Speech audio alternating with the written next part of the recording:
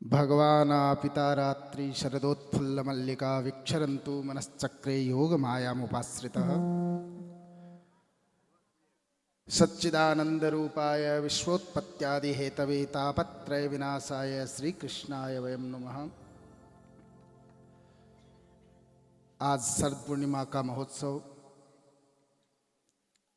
ये इसी दिन भगवान श्याम सुंदर ने, जैसा कि अभी सुना भाई जी से, केदार भाई जी से, आप लोगों ने, भगवान ने अपने अधरों पर वेणु रख करके ऐसा बीज मंत्र उद्घोषित किया जो सबको आकर्षित करने वाला, खींचने वाला अपनी ओर। सबको किसको? आत्माओं को। वो वेणु ऐसी सुंदर थी जो सबको आकर्षित करने वाली थी, अपनी तरफ खींचने वाली थी, जीवात्माओं को, परमात्मा की वो वेणु।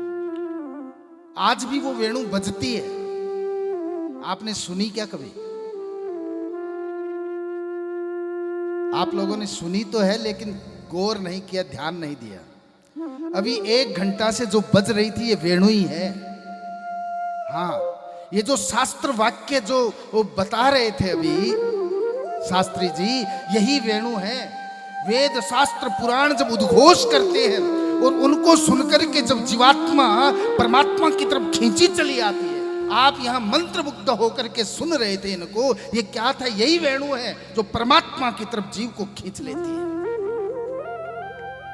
ऐसे ही महाराज, जब परमात्मा, पूर्ण ब्रह्म परमात्मा, षोडश कलावतार भगवान श्री कृष्ण आए और आकर के उन्होंने अपनी उस वेणु का निनाद किया, तो महाराज अनेक जन्मों से, अनेक हजारों करोड़ों वर्षों से जो तपश्चर्या में लीन थे, वो संत महात्मा जो कर्म बंधनों से विमुक्त हो चुकी है आत्माएं, वो आत्माएं उन परमात्मा की तरफ खींची चली गई और वही गोपियां बन करके गई है।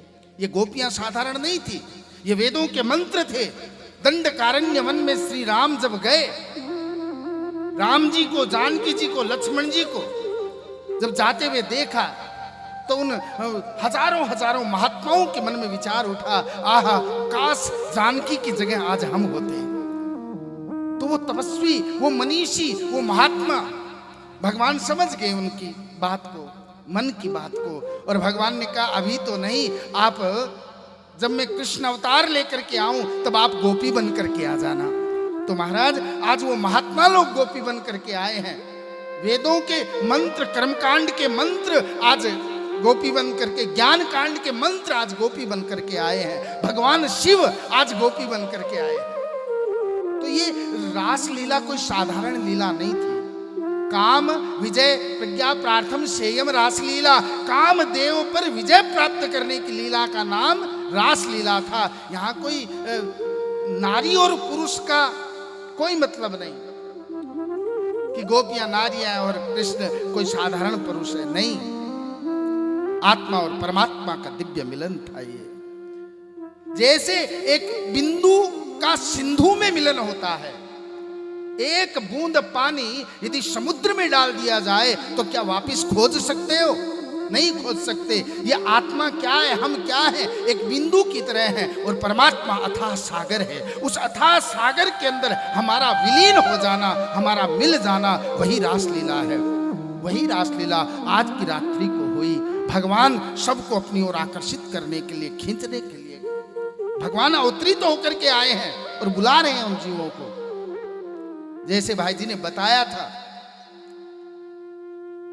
एक आदमी कुएं में गिरता है, अचानक से जल लेने के लिए झुका और कुएं के अंदर गिर गया। अब वो चिल्ला रहा है, भीतर से चिल्ला रहा है, कोई बचाओ, कोई बचाओ। कई लोग इकट्ठे हो गए, किसी की हिम्मत नहीं हुई। एक बहादुर व्यक्ति आया, पेड़ से रस्सा बांधा और उसने झुक के कहा, भैया चिंता न कर, मैं आ रहा हूं। और वो रस्सा पकड़ करके नीचे उतरा। इस समय कुएं में कितने जने हो गए? 2 जने। पहले एक जना था, अब दूसरा ऊपर से उतरा, वो दूसरा हो गया। दोनों की परिस्थितियां अलग है। एक तो रो रहा है, बिलख रहा है क्योंकि वो गिरा है, और दूसरा उसको सांत्वना दे रहा है, अरे चिंता मत कर, मैं आ गया। है दोनों ही कुएं में, लेकिन दोनों में इतना भारी अंतर है, एक गिरा है और एक उतरा है। हम गिरे हैं और परमात्मा अवतरित होते हैं, और वो हमें सांत्वना देने के लिए आते हैं, हमें अपने में विलीन करने के लिए आते हैं। इसलिए परमात्मा कृपालु है। परीक्षित ने भागवत कथा में 6 प्रश्न हुए हैं प्रारंभ में।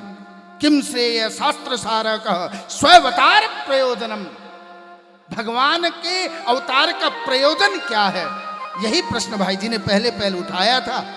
तो मैं इसी पर, यही प्रयोजन है भगवान का। जब भटकता 83,99,999 योनियों में भटकता हुआ जीव जब तड़पने लग जाता है कि मैं कब से भटक रहा हूं, अब मेरा छुटकारा कैसे मिलेगा, तब महाराज वो परमात्मा आकर के उस जीव को अपनी कृपा दृष्टि से, अपनी वाणी से, अनेक लीलाओं से तृप्त कर देते हैं, और जीव परम कल्याण को मुक्त हो जाता है, परम मोक्ष की प्राप्ति हो जाती है। वही महाराज ये कृष्ण, ये शरद पूर्णिमा की रात्रि हमें सिखाती है। और आज वैसे ही चंद्रमा पर भी वो संकट ग्रहण के रूप में आया हुआ है। तो आप हम सब लोग मिल करके यहाँ भगवान से स्तुति कर रहे हैं, ये सत्संग कर रहे हैं, ये नाम संकीर्तन कर रहे हैं। इसके द्वारा आज का संकल्प यही होना चाहिए कि संपूर्ण दुनिया इन संकटों से छूटे।